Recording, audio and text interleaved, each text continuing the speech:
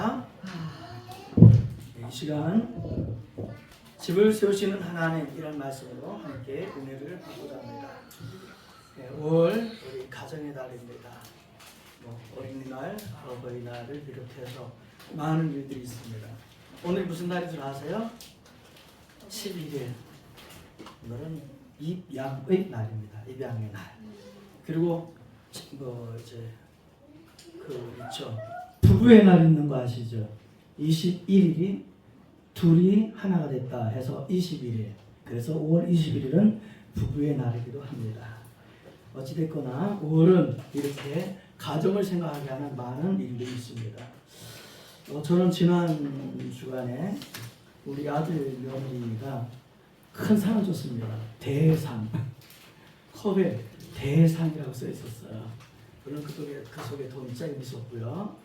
네, 잘 받았고요. 우리 딸내미는 알바로 한 걸 해가지고 모처럼 안에 인삼 뭔가 해가지고 사서 또 먹으라고 딸내미가 했고요. 그 다음에 우리 효진이는 자기 선물을 줬는데 시를 써서 선물을 줬습니다. 시를.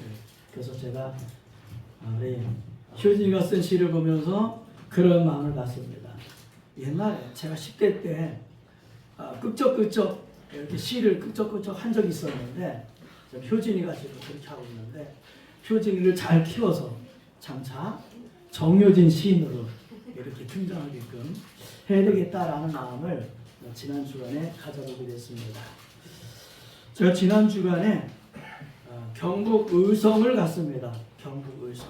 그래서 경북 의성을 왜 갔냐면은 저희가 지난 한 달 동안에 저희 법인이 화재를 당한 가정, 그 어려운 위기를 당한 가정을 위해서 돈을 모금을 했습니다. 그래서 지역아동센터에서도 모금을 하고요. 우리 후원자들, 회원들이 이렇게 또 직원들이 또 법인의 임원분들이 이렇게 모금을 해가지고 돈이 약 250만 원 정도가 모아졌습니다. 그래서 약 250만 원이 모아져서 그것을 하나는 경북 의성에 있는 지역아동센터에 다니고는 학생이 있는데 그 집이 다 불타버렸어요. 이게 바로 산 밑에 있어가지고 다 불타버려가지고 그냥 몸만 나가서 어떤 임시거처에 가 있더라고요. 그래서 그 어머니에게 120만 원을 전달하고요. 또 경북 완주에는 저희 지부가 있는데 봉동지역아동센터가 있습니다. 거기는 그 집에서 다문화 가정인데 엄마가 이제 집 앞에서 뭐 태울 게 있었는가 봐요. 근데 그걸 태우는데 그 순간에 바람이 확 불어가지고 그 불이 집으로 해서 그냥 집을 싹 다 태버리고요. 그래서 그냥 다 불타버리고 그냥 흔적만 밑에 그냥 집 세웠던 그 자리만 있고 아무것도 없는. 그래서 이렇게 된 그 가정에 또 120만 원을 전달하고 그렇게 하고 오게 됐습니다. 근데 내려가면서 중앙고속도로를 가게 되는데요. 제가 사실 TV에서 뉴스를 볼 때에 그 산불이 연일 여기저기서 막 났잖아요.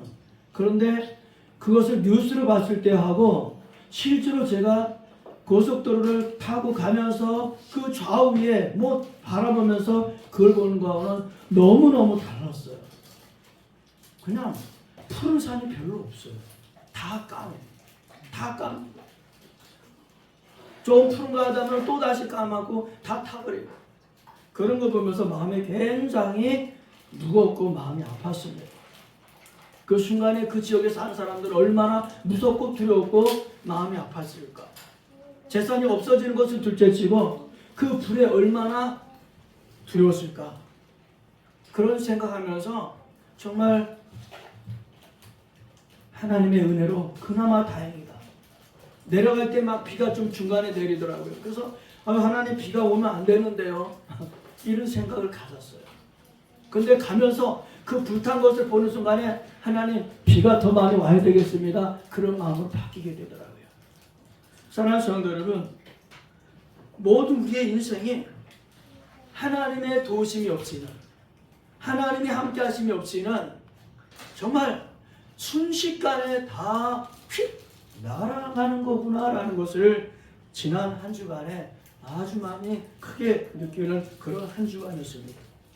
오늘 127편은 최고의 부귀 영화를 누렸던 솔로몬이라고 하는 왕이 고백한 그의 시입니다. 그의 고백의 시를 통해서 느낄 수 있는 것은 바로 그의 집이었습니다.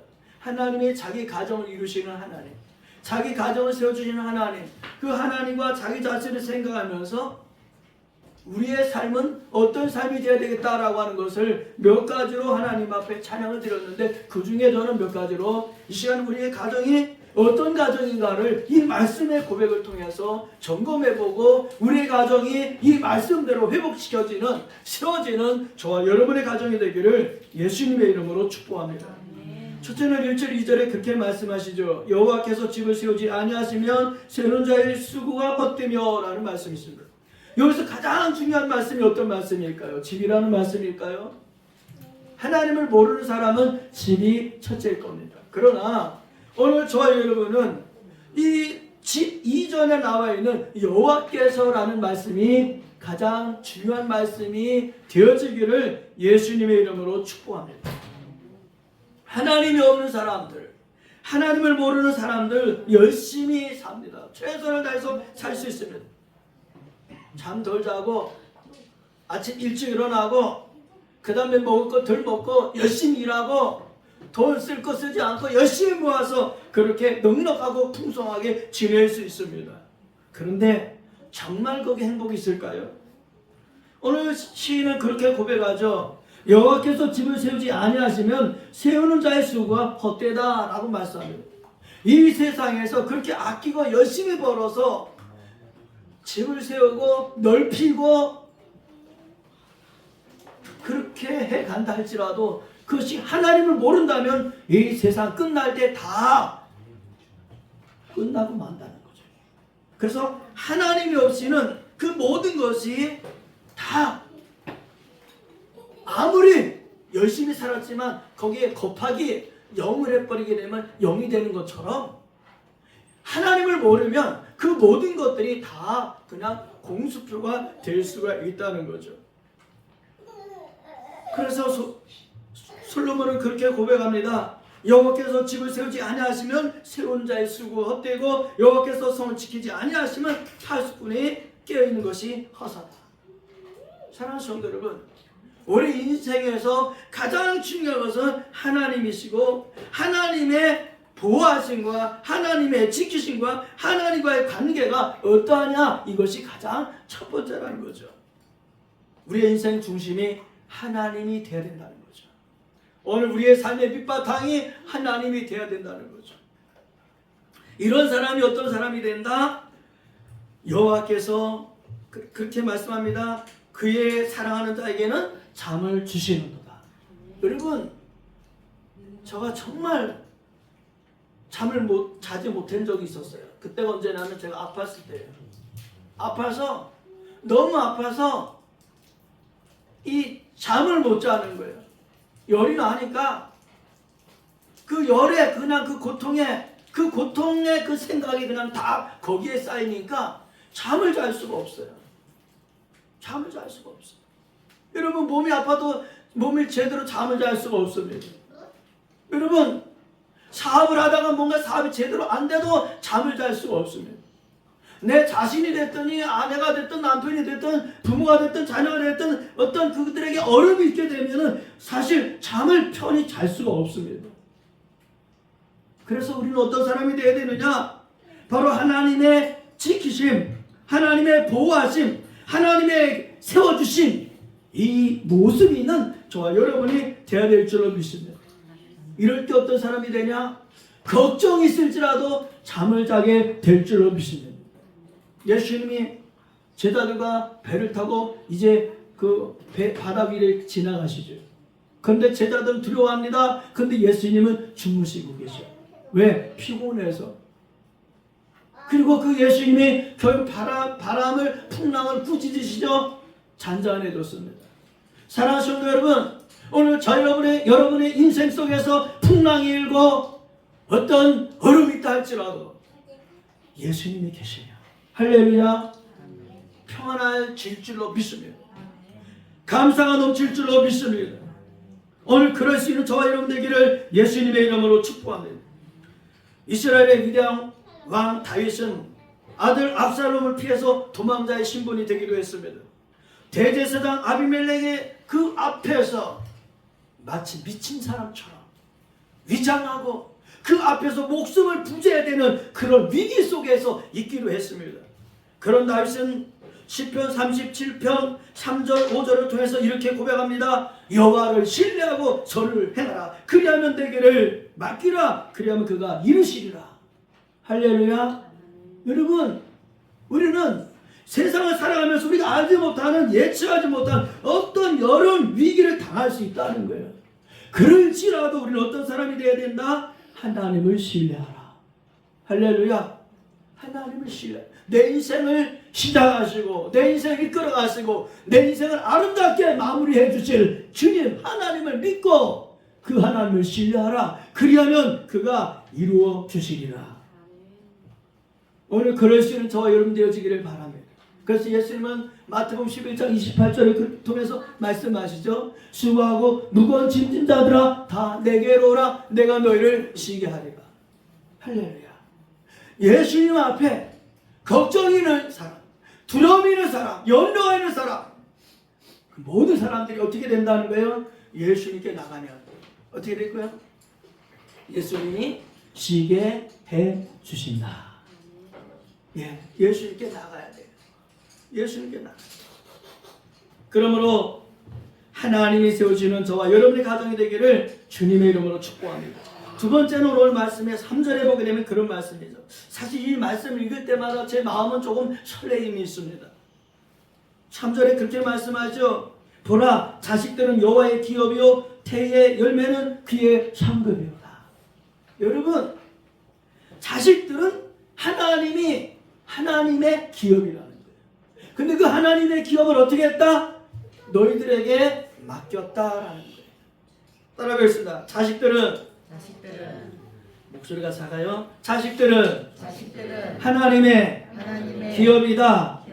할렐루야. 네, 우리 자식들은요, 하나님의 기업이에요. 다시 말하면 하나님의 것입니다. 소유주가 하나님이세요. 근데 그 하나님이 어떻게 했다고요? 잠시 하나님이 우리에게 맡긴 거예요. 그래서 너희가 하나님의 기업을 잘 키워나가라. 이 기업을 잘 성장시켜라 라고 자식들을 우리에게 주신다는 거예요. 그런 의미에서 우리 하나님 앞에 그런 기도가 필요합니다. 하나님, 제게 이 기업을 맡기신 하나님 감사합니다. 아멘? 네. 하나님의 기업을 내게 맡긴 거예요. 저는 이 말씀을 어떻게 생각하느냐? 여러분, 마태복음 25장 14절에 그렇게 말씀하셨잖아요. 비유의 말씀이죠. 어떤 사람이 멀리 여행을 가게 되는데 자기 종들에게 소유를 맡긴 것 같다. 근데 이 종들은요, 그냥 자기 의지가 없는 종이 아니라 주인으로부터 일정한 어떤 권한을 위임받아서 주인의 뜻을 이루는 그런 종입니다. 그래서 어떤 종에게는 5달란트, 어떤 종에게는 2달란트, 어떤 종에게는 1달란트를 맡겼다 그랬어요. 근데 그 앞에 있는 말씀이 있어요. 뭐라고요? 각각 그 재능대로. 할렐루야. 예, 각각 그 재능대로 5달란트, 2달란트, 1달란트를 맡겼다.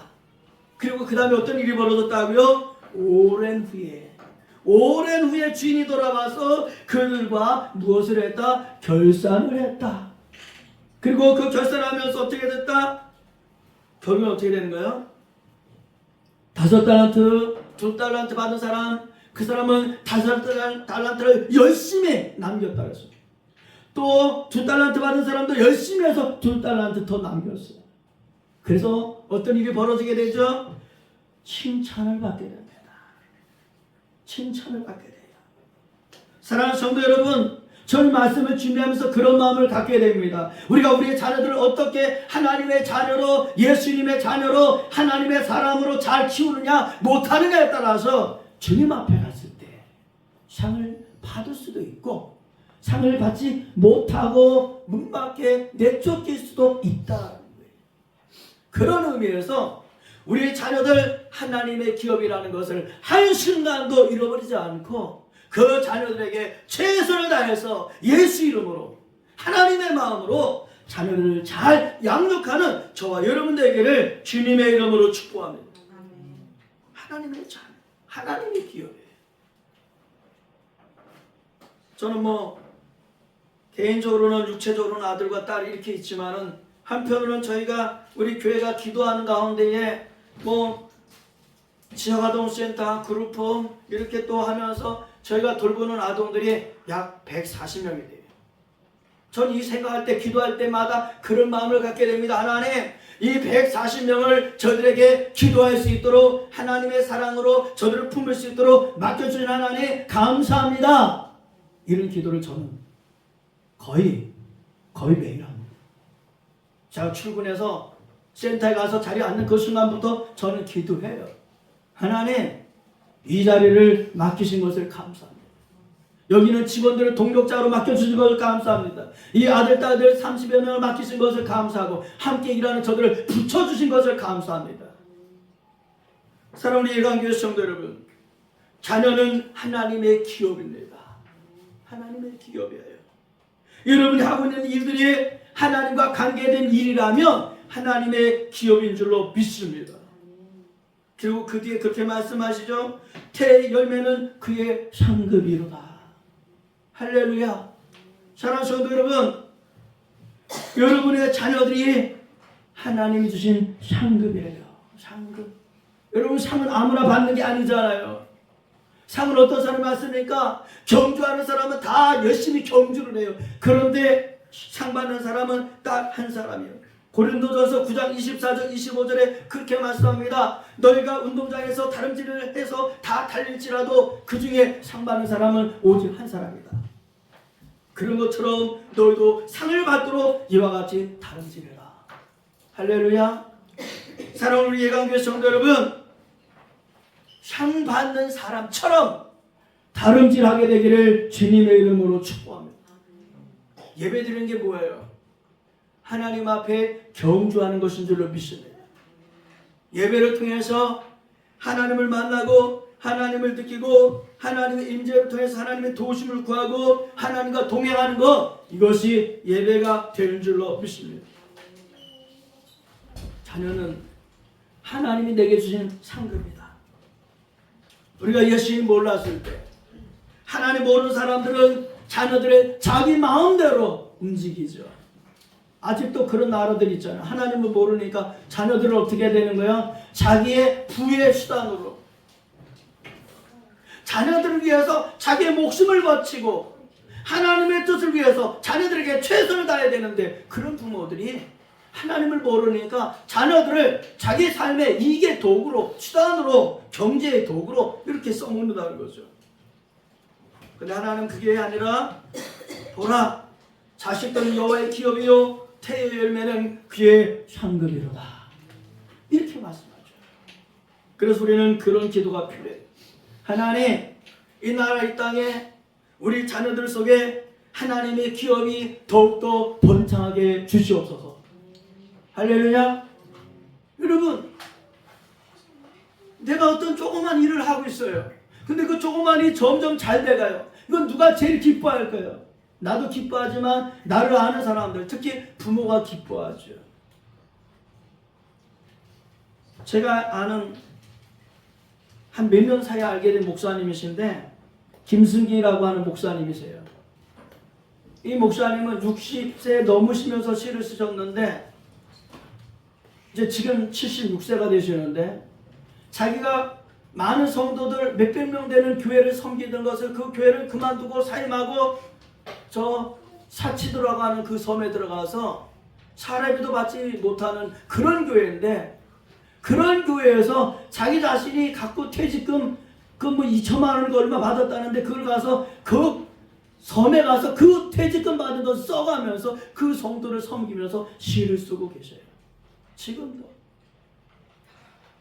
근데 그 목사님이 이번에 그 시인들에게 창작 예술인들에게 지원금을 신청하는 게 있는데 그분은 되셨어요. 300만 원. 그 뭐하라고 주는 돈이냐면 시 쓰라고 주는 돈이에요. 그래서 그 목사님이 그 돈에서 띄어서 저에게도 주기로 했어요.